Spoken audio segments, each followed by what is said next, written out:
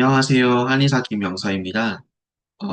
오늘은 귀에서 두두두 이런 지지지직 소리가 나는 이명의 원인과 치료 방법에 대해서 말씀드려보고자 할 건데요.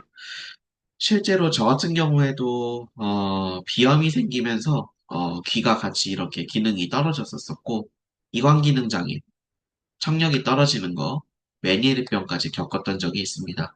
코는 후광이 상실돼서 냄새를 못 맡았었고요. 그러면서 이 이명이 같이 있었기 때문에 정말 고생을 많이 했던 기억이 있습니다. 실제로 제가 공중보건의 시절 때 그런 증상이 있었기 때문에 정말 힘들었어요. 저는 한의사인데 관련된 질환들을 치료를 잘 하고 싶은데 증상이 여러 개고 아직은 그런 메커니즘에 대해서 이해를 못할 때여가지고 근데 지금은 말씀드릴 수 있습니다. 이런 이명들은 원인을 정확히 파악하면 잘 치료가 됩니다. 근데 그냥 뭉뚱그려 치료를 하게 되면 치료가 어려울 수 있어요. 환자분들은 이렇게 말씀하세요. 귀에서 두두두 쿵쿵 울리는 소리가 들려요. 혹은 약간 박동음이죠. 심장 박동음이 머리 주변에서 이렇게 전달되는 것 같다. 이렇게 말씀하시기도 하고요. 잠자리에 들면 예를 들어서 베개에 이렇게 누우면요. 귀에서 지지직거리는 이런 울림 소리 때문에 편하게 주무실 수가 없다고 말씀하십니다. 그래서 혼자 있는 밤이 되게 힘들고 자세를 변경할 때, 체위를 변경할 때 소리가 커지거나 줄어들거나 하기 때문에 뭘 어떻게 해야 되냐 이렇게 말씀하시는 분들도 계세요. 근데 이러한 이명 소리는 남들이 사실 못 듣는 거잖아요. 내 귀에서만 듣는 거기 때문에 남들은 모르지만 나만 힘든 해서 내 휴식을 모든 걸 방해하고 나만 이렇게 불편하게 하는 되게 힘든 질환입니다. 그래서 이 정체는 대부분은 이 혈관의 박동과 이 주변의 신경이 압박돼서 나타나는 박동성 이명인 경우가 굉장히 많아요. 물론 다른 이명에 대해서도 나중에 소개해드리겠지만 오늘은 박동성 이명의 이런 전체적인 메커니즘 그리고 원인에 대해서 설명드리고자 할 겁니다. 첫째로는 이 주변에서 구조적 압박이나 신경 유착이 있어서 나타나는 거예요. 귀는 내부에 이제 뇌신경 8번이 청신경인데요. 이 내부에 있는 청신경뿐만이 아니라 귀랑 관련된 신경들은 5번 뇌신경이 3차 신경, 9번 뇌신경이 설인신경, 그리고 10번 뇌신경, 정말 중요한 미주신경, 그리고 이 아래쪽으로 척추에서 있는 이 경추 쪽 신경들도 귀와 연관돼서 많은 이런 기능들을 하고 있거든요. 예를 들어서 유스타키오관, 이관 같은 경우에는 이 3차 신경과 미주신경이 서로 기능을 해서 귀를 압력을 조절하면서 열고 닫고 하는 기능을 해요. 그럼에 따라서 소리를 모아주거나 차단시키거나 이런 기능도 하거든요. 그래서 이 주변에서 압박이 생길 때 먹먹하다거나 뭔가 소리가 들린다거나 이명이 발생한다거나 이런 게 굉장히 많습니다. 그래서 이 주변에 보시면 구조물들이 굉장히 다양하죠. 이 구조물들이 막히게 되었을 때 발생하는 이런 신경학적인 혹은 혈관 문제로 나타나는 문제들이 굉장히 많다 보시면 됩니다. 그래서 현대인들한테 가장 많이 나타나는 이제 목이 불편한 것들, 뭐 거북목, 일자목, 목 디스크, 제일 또 흔한 거 턱관절 불균형이나 턱관절 이상, 입을 벌리게 되면 턱관절 비대칭인 분들 굉장히 많거든요. 혹은 이쪽에 긴장감이 있으신 분들, 혹은 안면 비대칭, 두통이 잦은 분들, 목결림이나 등결림이 잦은 분들, 이런 담결림이 잦은 분들은 신경이랑 혈관이 조금씩 미세하게 압박되면서 귀 안쪽에서 뭔가 이렇게 울리는 소리가 들리는 경우가 굉장히 많아요. 그래서 원인이 이거라면 해당 구조적인 불균형 혹은 유착 압박을 풀어드리는 게 치료 포인트가 되겠죠.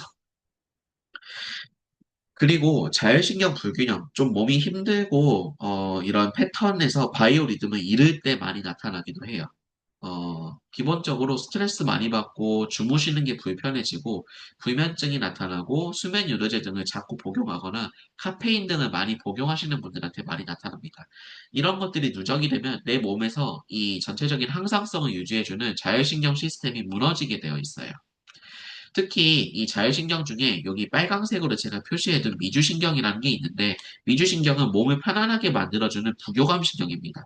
근데 이게 귀에서 아까 말씀드린 이관이라고 하는 압력 조절 장치를 조절을 하는 신경이기도 해요.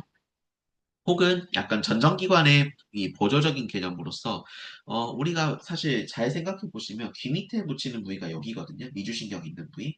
그래서 메스껍지 않게 하고 구역 반사를 조절하기도 하고 어지럼증을 방어하기도 하는 그런 신경입니다. 근데 이쪽에서 압박이 있으면 이명이 발생하거나 기본적으로 몸이 좀 컨디션이 떨어진다거나 메스껍다거나 이런 것들이 많이 나타나게 돼요. 그래서 압력 조절이 안 되고 귀 내부 압박이 되면서 소리가 필터링 되지 못하고 이런 이명이 잘 느껴지게 하는 조건이 자율신경 불균형, 특히 이 미주신경 압박에 의해서 굉장히 많이 나타난다. 이렇게 알고 계셔 주시면 좋을 것 같습니다. 또 하나 큰 원인이 이 비염이에요. 특히 알레르기성으로 이 비염으로 코 내부가 점막이 붓고 비강이 부종이 생기거나 내부가 염증이 생겨서 축농증, 부비동염이 생기는 경우는 점막이 다 이렇게 붓게 되거든요. 해서 코랑 귀가 사실은 유스타키오관, 이관이라고 하는 장치로 연결되어 있기 때문에 이 주변이 붓게 되면 코가 붓게 되면 귀가 같이 연동되어서 압박이 생기는 거예요. 그래서 이 이관이 지금 요건데 코 주변이 붓게 되면 요렇게 해서 귀에 영향을 같이 주게 되는 거죠. 해서 비염이나 부비동염이 생길 때 이런 주변 신경과 혈관을 압박하게 되면서 이관 기능이 떨어지고 소리를 필터링하지 못하고 이런 것들이 더 많이 노출이 돼서 들리게 하고 숨소리 혹은 박동소리 이런 것들이 더 듣게 되는 겁니다. 그래서 이런 경우는 귀 자체만 보는 게 아니라 코를 꼭 치료를 해주어야겠죠. 코가 원인이 되는 경우이기 때문입니다. 혹은 알러지성이 원인이 된다면 알러지를 치료해 드려야겠죠.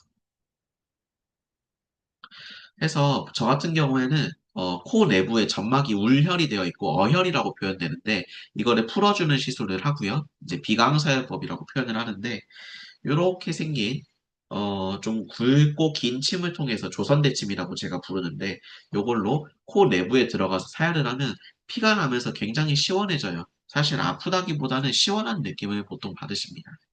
그리고 점막 재생과 알러지 면역은 체질 균형 하락으로 이거를 조절을 해드립니다. 실제 시연 사진이고요. 이런 식으로 했을 때 아까 이게 긴 침 요거거든요. 혹은 지금 시술된 거는 요 정도 길이 침인데 거의 한 8cm, 9cm, 13cm 이 정도까지도 들어갑니다. 그래서 내부까지 꼼꼼하게 사혈을 하는 시술입니다. 어혈이 제거되고 점막 부종이 제거되면서 굉장히 시원하다고 말씀을 하세요. 그리고 이제 오래된, 방금도 어열 말씀을 드렸는데, 귀나 코가 오래된 질환으로 이게 반복이 될 경우에 점막이 구불구불해지면서 혈관이 탄력성이 떨어지는 것을 우리가 한의학적으로 어혈이라고 부르는데, 이 혈관 탄력성이 떨어지면서 어혈이 발생했을 때, 마찬가지로 이런 귀에서 소리가 울리거나 이명이 발생하는 경우가 많습니다. 이런 경우는 원인이 오래된 코, 귀의 질환이 원인이 있기 때문에 마찬가지로 어혈을 제거하고 코 귀의 질환을 치료해드리는 것이 핵심이 된다 보시면 됩니다.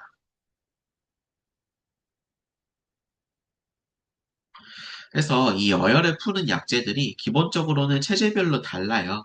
소음이 같은 경우에는 당귀, 태양이는 하수오, 태음이는 보통은 홍화, 소양이 같은 경우에는 제가 많이 쓰는 게 잡초, 이런 것들을 쓰게 되는데 썼을 때 몸이 시원하게 뭔가 순환이 되고 풀린다는 느낌을 말씀해 주시는 분들이 많아요.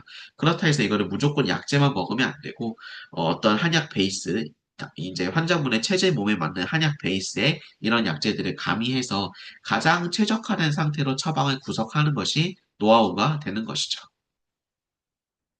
그래서 실제로 이렇게 제가 처방을 구성을 하고요. 이렇게 한약 처방은 면역계, 알러지계, 그리고 아까 말씀드렸던 코, 귀의 질환들을 치료해 나가는 쪽으로 맞춤 처방이 체질별로 들어갑니다. 체질을 진단하는 것은 기본적으로 진맥과 어, 체질적인 특성을 고려해서 체질을 잘 분석해서 맞게끔 처방을 하는 것이 가장 좋고요. 그리고 제가 아까 이 귀 주변이랑 턱관절, 목 쪽, 어깨 쪽 압박이 있는 경우에 이거를 유착을 해결해 드린다고 표현을 했잖아요. 이거를 도침이라는 도구를 써서 표현을 이렇게 시술을 해드리는데 도침은 이렇게 끝이 날카롭게 되어 있어요. 이걸 통해서 실제로 이렇게 시술을 하는 것들은 귀 주변, 특히 아까 말씀드렸던 미주신경이라든지 턱관절이라든지 이 주변에 시술을 해서 압박이 풀리게끔 시술을 합니다. 실제로 우두둑거리면서 풀리는 느낌을 바로 즉각적으로 받으실 수 있으세요. 그리고 아까 말씀드렸던 이런 비강사혈법, 큰 대침을 사용해서 내부에 들어가서 사혈을 하게 되면 되게 시원하게 풀린다, 이런 말씀을 되게 많이 하십니다.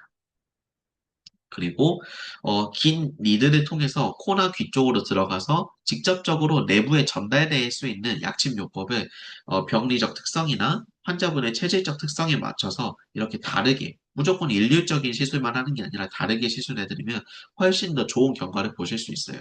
이게 얼마나 차이가 나냐면 사실 치료를 하다가 어느 정도 막혔을 때 이런 특성이 내 몸이 바뀐 거거든요. 이거에 맞게끔 약침 구성도 좀 바꿔줘야 좋은 결과를 계속 누적해서 보실 수가 있습니다. 이렇게 해서 오늘은 귀에서 두두두 지직 소리가 나는 박동성 이명의 원인과 한의학적 치료 방법에 대해서 알아보았고요. 앞으로도 좋은 의료 정보 제공을 위해서 노력하는 한의사 김영서가 되겠습니다. 감사합니다.